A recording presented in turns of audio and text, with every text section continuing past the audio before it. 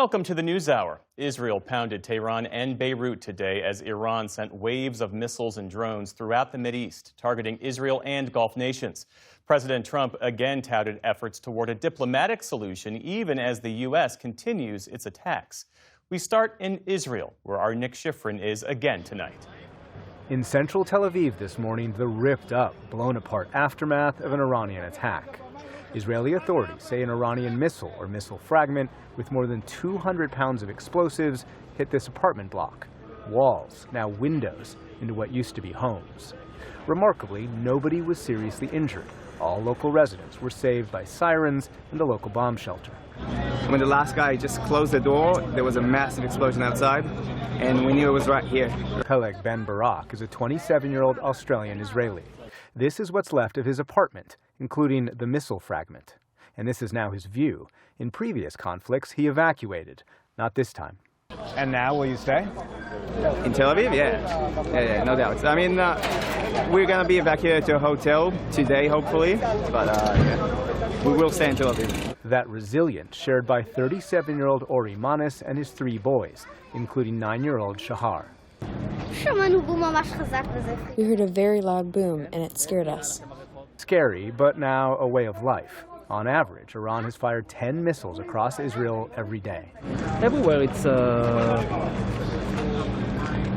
place that a bomb could hit. So I don't know. Here is where we live. And Iran today also targeted Arab Gulf countries.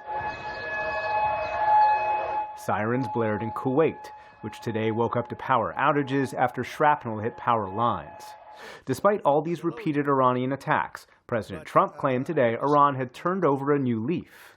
We have really regime change. You know, this is a change in the regime because the leaders are all very different than the ones that we started off with that created all those problems. The other side, I can tell you, they'd like to make a deal.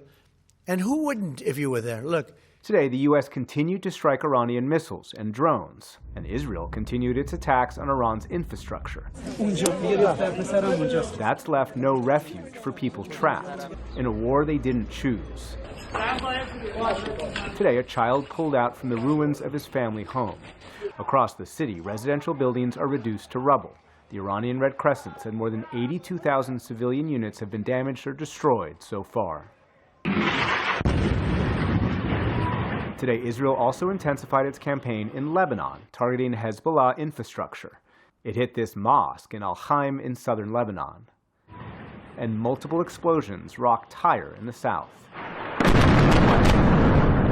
Israel is isolating the south, destroying more bridges. The campaign has displaced more than 1 million people, and now Israeli Defense Minister Israel Katz warned the Israeli army would occupy southern Lebanon until a political agreement. The IDF is maneuvering into Lebanese territory to seize a front line of defense. Into those Israeli communities since Hezbollah entered the war, Israel says Hezbollah has fired at least 850 drones and missiles, including this strike during our recent visit into a civilian neighborhood in northern Israel's largest city. A handful of civilians have died, including Ofir Moskovitz. His funeral this week, limited in size and held miles from his border hometown because it's too dangerous. Moskovitz was an avocado farmer and the well-known spokesman of the kibbutz Misgav Am. Ayal Moskovitz is Ofir's brother. How do you remember your brother?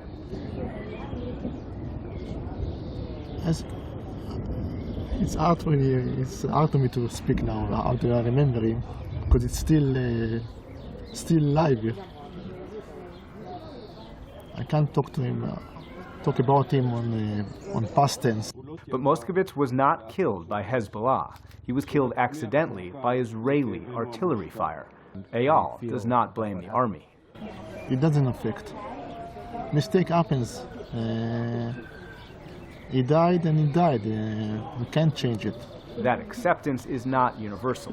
Hanan Rubinsky is an old friend of Moskovitz and fellow resident of Misgav Am. It was 5 shells that fell into the kibbutz, not one after another. 1, 5 minutes, another one. Somebody's head has to be chopped. His anger is felt in these communities that last year were promised the previous war in Lebanon had eradicated the Hezbollah threat. It is not. You can't fool us every time, but this time we were fooled. We believed that they will be quiet. We believed that after a year and a half of this so powerful war, we'll have 10 years of quiet. And we had only not even a year. Israel's strategy is now not to evacuate the citizens of this area, but instead try and push the defensive lines deeper into Lebanon. And you see that village behind me, about half a mile, a Lebanese village where Hezbollah used to be based, now destroyed by Israeli forces. Thunderous, outgoing Israeli attacks are the northern border's drumbeat. What army did in the last war is basically push Hezbollah back as much as they can. And there's no doubt that it has hurt Hezbollah as an organization, it hurt their infrastructure, and but they are still here, and they are still present, and they are still threatening our civilians, and that's why we are here. The IDF asked us to identify this company commander as Captain M. He's assigned to protect Metula, Israel's northernmost town. Since October the 7th, he's deployed in northern Israel for 500 days. Our job as reservists, and our job as the IDF in general, is to create a barrier and to make sure that we are what is between them and what we consider our enemy. We are like the phoenix. Yeah. We raise again. Miriam Hod is one of those residents living in Metula. Are you glad that you're here despite everything that's going on instead of being evacuated? Of course, it's my home. It's my home. I never leave my house ever. Never. But do you feel safe? Well, not too much. But I hope it will over fast. And Miriam Hod's sentiment is shared widely here. Everyone hopes the war will end soon, but they're staying put no matter what. Jeff? Nick, we heard President Trump again suggest that diplomacy could soon end the war. Any movement on that front today?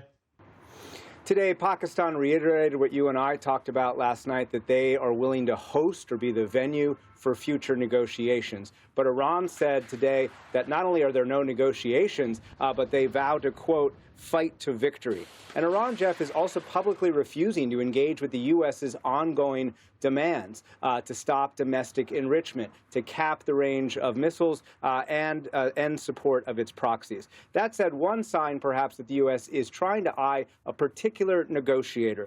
Mohammad Bagher Ghalibaf is the Speaker of Iran's parliament, and an official with knowledge of the operation today told me that Israel's ongoing targeting of Iran's leadership will not include Ghalibaf in the coming days. But Jeff, as you and I discussed last night, Israel is simultaneously preparing the country to keep fighting for the next 2 weeks during Passover and accepting that their operation against Iran may have to stop even tonight if the president declares some kind of victory. And that kind of dual reality goes to this point as well. The president indicates he wants to negotiate, and yet a U.S. official confirms to me tonight that members of the 82nd Airborne have been given voice approval to deploy to the Middle East, including headquarters staff and ground troops. But a U.S. official says this could be a relatively small deployment. Again, Jeff, what is happening here is the president is both publicly saying he wants to negotiate, and the possibility of escalation still very much remains on the table, Jeff. Nick Schifrin with the very latest from Tel Aviv tonight. Nick, thank you. Thank you.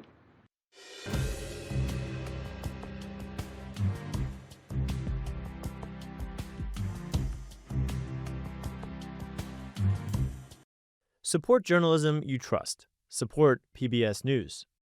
Donate now, or even better, start a monthly contribution today.